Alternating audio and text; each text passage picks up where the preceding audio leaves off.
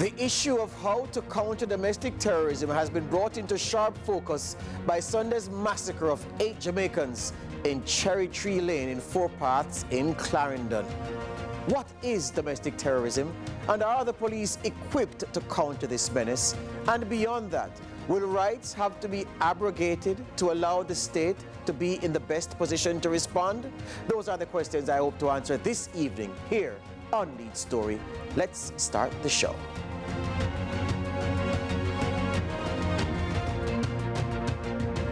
Good evening and welcome to Lead Story here on CVM TV. My name is George Davis. It is about 48 hours, well, approaching that point, where 8 people, including a 7-year-old boy, shut down in the streets of Cherry Tree Lane, a community in Four Paths, Clarendon, the Yorktown division in the Clarendon Municipal Corporation, and southwest Clarendon in terms of the political constituency. They were among about 17 people shot by gunmen, marauding gunmen in the community on Sunday night. And with that incident has brought a discussion about domestic terrorism and this new threat, if you can call it new, that the security forces and the state are facing against heavily armed gangsters, turbocharged and juiced up by the proceeds of crime and their capacity to wreak havoc in an instant. Is the state equipped to counter this threat from these heavily organized criminals? I've asked 2 gentlemen who are in the know from various perspectives to discuss this issue with me. The first of them, the Deputy Commissioner of Police in charge of crime, Fitz Bailey, and of course, Alexander Causwell. He's a National Security Fellow at the Caribbean Policy Research Institute, CAPRI. Alex, welcome to Lead Story. Thank you, George. Good to be with you. DCP Bailey, good evening, sir. Good evening, George. All right. First up, DCP, any updates based on where you are with that investigation? I know it's very, very early, but it's the obvious question I have to ask you because people watching our broadcast now want to know if there's any development in the investigation at this time. Well, let me put it this way. We are doing a round-the-clock investigation with regards to the unfortunate incident. We are making some progress, and I would say significant progress. And as we have promised the nation that we are going to bring closure to it, we will bring closure to it. And so we continue, the men and women are out there doing their work, looking at all the possibilities, following all the lines of inquiries. Today we had a case review and to look at what we have and where we want to go. And I am satisfied that we are making significant progress. Yes. There was an unfortunate incident earlier today, DCP, where what appeared to be intel from the police was irresponsibly placed in the public domain. Do you imagine that that will affect the police investigations in any way? It's really unfortunate, and we are aware of it, and we are doing our internal investigation to find out how such leak could have been made. We don't know the objective for it to have happened, but yes, it gives information that we would not want the public to be aware of, but we are still focused. We're not going to let that distract us from what we are doing. All right. So for Jamaicans now who watched that press conference with the Prime Minister at Jamaica House on Monday and hearing him describe what happened in Cherry Tree Lane as an act of terror, and heard, of course, suggestions that we're talking about a case of terrorism, an instance of terrorism. Is this a new threat that the police are going to have to knuckle down to grapple with going forward from the criminals that are running around in this country? Well, from where I sit, I've been around for a long while, and we have had some significant incidents, brutal act by criminals. I don't remember, if you can recall, that that Spanish Town Trinidad Park incident where Gravel Heights, to be precise, December 2010. Were murdered, and in a very brutal way. I think one of them was beheaded. Yes. That was a real brutal situation, and the challenge of violence has been around for a number of years, and I don't think we have addressed it the way it should be addressed. The legislative framework is very critical, believe that even in terms of how do we create designation, that I believe that we need legislation, whether we want to call it an organized crime or transnational organized crime act, where certain type designations can be given to a certain category of individuals and possibly offenses, which will give law enforcement, the security forces, a little more, what I would call, authority. Yes. To act in situations like these. I think in most developed countries, they do have those type of legislative framework where the government, maybe the prime minister, can invoke certain authority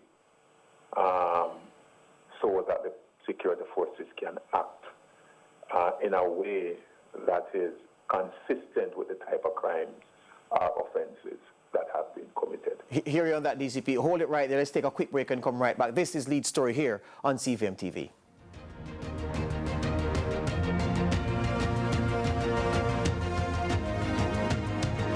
Welcome back to Lead Story here on CVM TV, speaking with Deputy Commissioner of Police in charge of crime, Fitz Bailey, and Alexander Coswell, National Security Fellow at the Caribbean Policy Research Institute. Alex, the DCP has said that perhaps, well, not perhaps, given the changing nature of organized crime and how that has changed over time, there is need for additional tools in that legislative toolkit that allows the police to do the kind of work to successfully counter the threat posed by those who would be purveyors of domestic terrorism. Sure. Based on your understanding of the landscape, is this a necessary thing?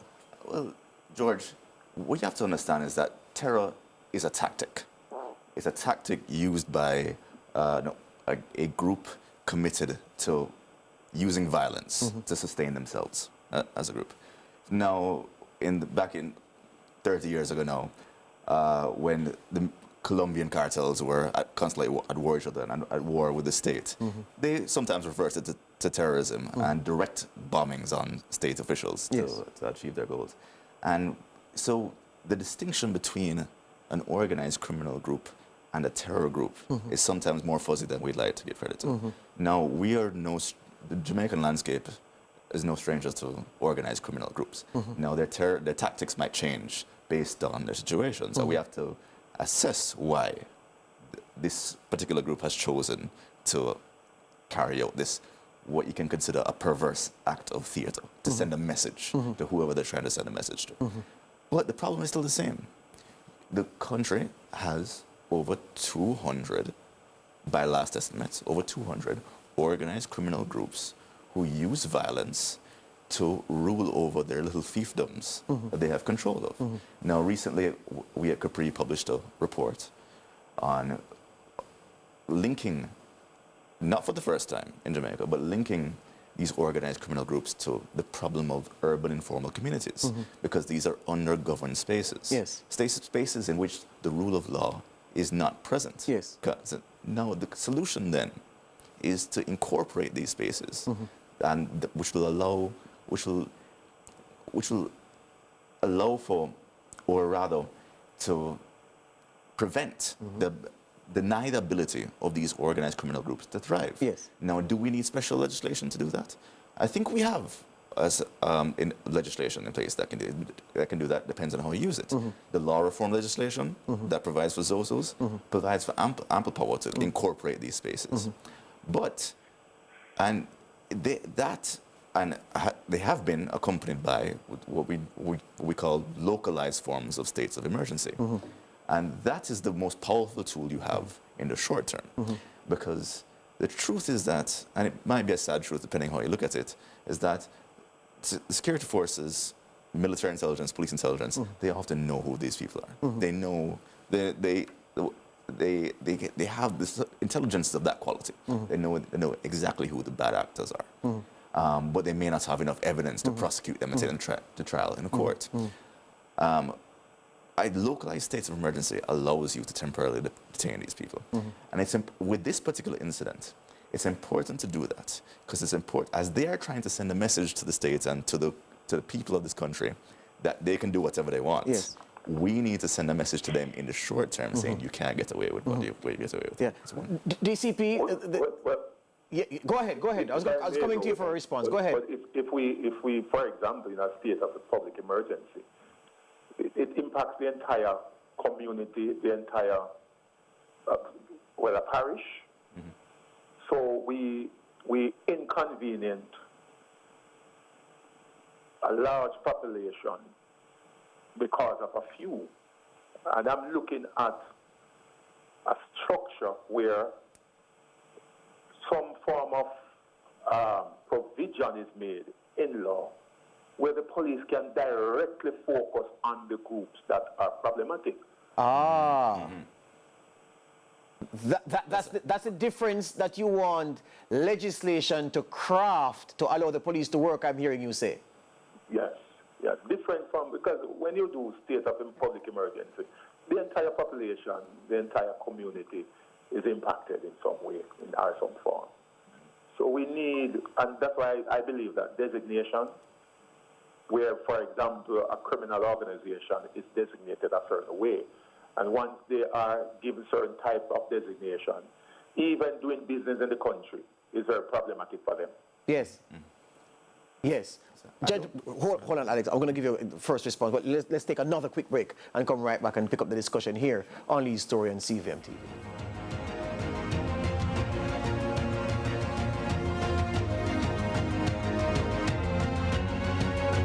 We're talking about domestic terrorism here on Lead Story today in light of what happened on Sunday in Cherry Tree Lane, Four Paths, Clarendon. 8 Jamaicans, including a boy, massacred by marauding gunmen. And the conversation now is about how to equip these security forces, starting with the police, to be able to counter successfully this domestic terrorism that the organized crime groups have the capacity to wreak on the nation. The Deputy Commissioner of Police in charge of crime, Fitz Bailey, is with me, along with Alexander Causwell, National Security Fellow at the Caribbean Policy Research Institute. Alex, I hope you haven't forgotten the point, but I just want DCP Bailey to do something. DCP, there are people watching us who will say, am I hearing the DCP say that the powers given to the security forces under a state of emergency aren't sufficient to allow the police to work in a targeted kind of way? What does he mean by targeted kind of way? I want to put that to you for a practical example, if you may, to bring along the understanding of those watching us and trying to get with this, the point that you're making about legislative change. What I'm saying is that when, for instance, let's give a state of emergency is imposed for an entire parish. Yes. Every citizen in that parish is impacted some way by the state of emergency. Your movement, all of that restriction that comes with it. I am of the view that a legislative framework should be so created that the problematic groups can be designated. A designation is given to them. It gives the police authority to take a certain approach in terms of how we treat with them, in terms of investigation, and also not only them but their praxis, because one will argue that they can do something not in their name. So anyone that is linked and associated with them. So for example, they can't get a light bill in their name, they can't take out any utility bill, they can't own a driver's license, they can't have an account at the bank. Those are some of the things that I believe in terms of that designation, and it will give police extraordinary powers when we are treating with those individuals. That's the context I'm looking at it from. In that context, do you also desire any change to the evidence threshold when you bring these persons before a court of law? It would actually deal with that. It will actually deal with that. So the legislation, I'm talking about a very comprehensive legislation. Yes. In terms of how we elicit evidence in cases like those. So there will be also some what you call administrative process that must be followed in terms of how the type of approach that we take. Alex, this changes the question then, because I want to ask you if what DCP is articulating, if it is in force anywhere else, and if it can have the purpose of utility he appears to be saying. Okay, well, I want to first of all say that I don't disagree with DCP Bailey about the utility of additional legislation. I'm pessimistic about getting some new legislation done in the short term to help us deal with the problem.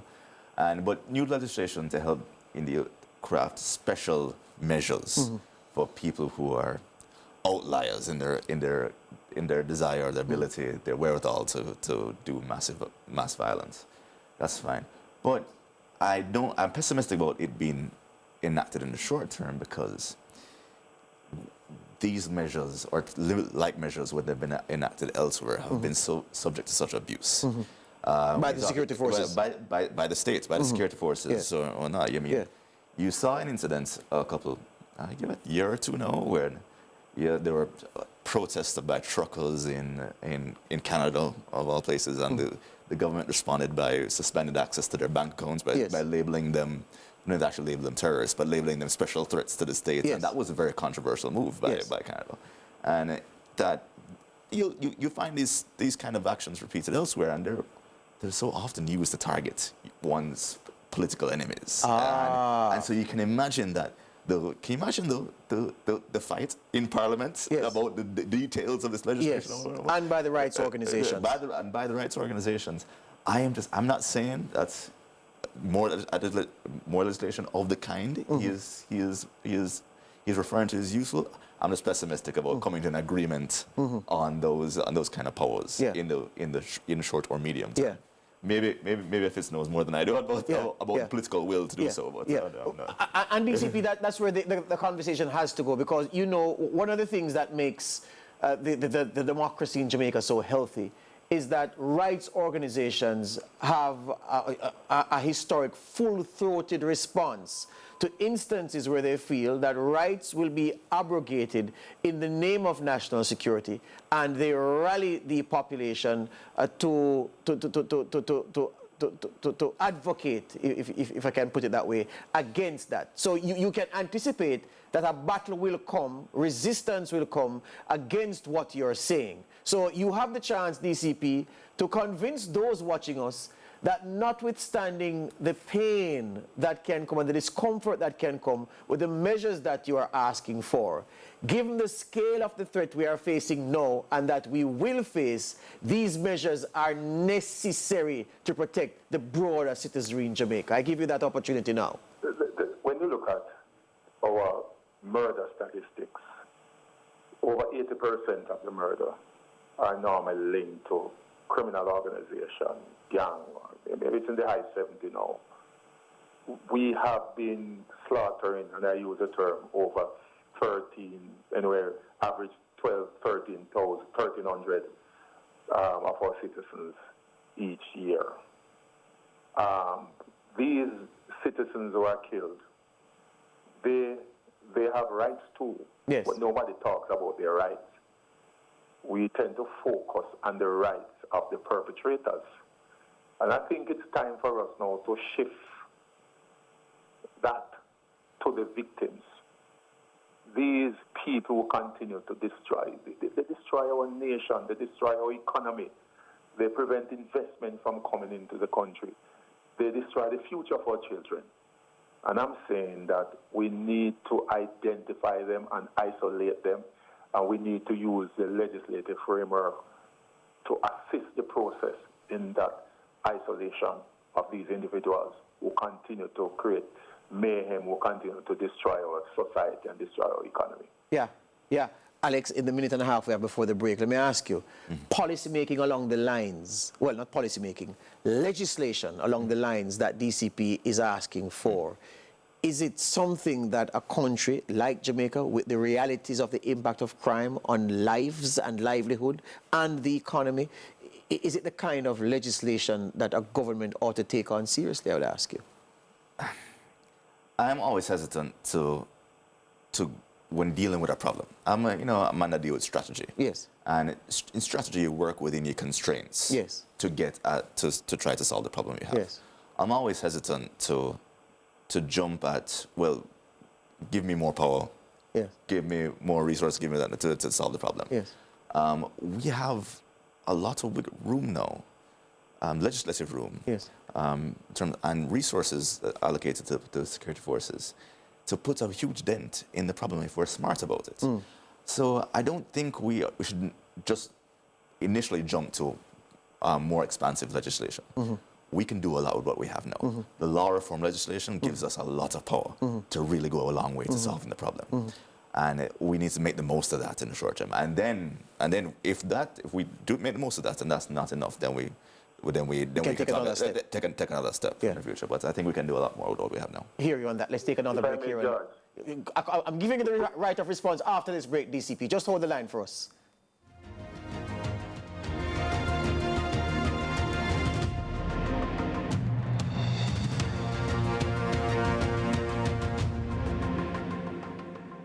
Welcome back. We're approaching the finish. DCP Bailey, just before the break, Alexander Causwell from Capri made the point that, look, as far as he analyzes things and based on strategy, he sees enough tools in that legislative kit to allow the police to do an even better job than being done right now to break the back of domestic terrorists. And you sound as if you're differing. Whilst I appreciate the amendments and the new legislation that we have, which assist the process, one of the things that we are mindful of that we still live in a country where the infamous death culture is still active and alive. And I am of the view that even as I make reference to designation, it's not a willy-nilly free-for-all type of legislation. It's very tight, where, for example, the law enforcement, if a group ought to be designated, we have to provide tangible evidence and intelligence before maybe a panel, maybe judges, to say we are requesting that these people be designated. So it's not just the police just issue something to say that this group is ABC, but there's a process that must be followed. Yes. And so once that designation is given, then the police can operate more freely in terms of how do we gather evidence against this group. It may not consistent with the standard approach that is used for other general investigation. And that's the type of thing I'm talking about. Yeah, yeah. And as we approach the end here of this conversation, DCP Bailey, is this something, all that you've articulated so far today, is this something that the police are merely wishing for, or is it something that you are writing and asking your minister to provide you with? So, it is something that I've thought about, I have reflected on, and I think the discussion will continue regarding it. Hear you on that. Alex, it's my time now to give my perspective on the issue, but I'm lending you some of that time to ask if awesome rights in the custody of the Jamaican police, do you, based on history, trust the process that the police will use to use those rights, to enforce those rights? Well, you know, it's not just about the police or the JDF. Yes. There's there's civilian control over the security forces, Yes. and they will also have powers under these or to direct the security forces to do things. But you know, the professional, in my opinion, in my view, the professionalism of the JCF and the JDF is improving all the time. So it's not a matter of just not trusting the security forces. It's a matter of, again, I mentioned I'm pessimistic about the ability to agree on have bipartisan agreements on it and civil society agreements on it. But also, just to be honest, greater powers lead to greater moral hazards. Yeah. And that's always a concern. And we should expect our policymakers and the security forces to be good strategists and be creative about solving the problem with the powers they have. Yeah, hear you on that. All I'll say is this: the criminals have no constraints. We have the constraints. We have to find a way to give ourselves more wiggle room to do more, to undo or to ward off the damage that they are trying to cause to society. DCP Bailey, thank you very much this evening. Alexander Causwell, thank you as well. We break for the news at 7 with Curlin and Stephen.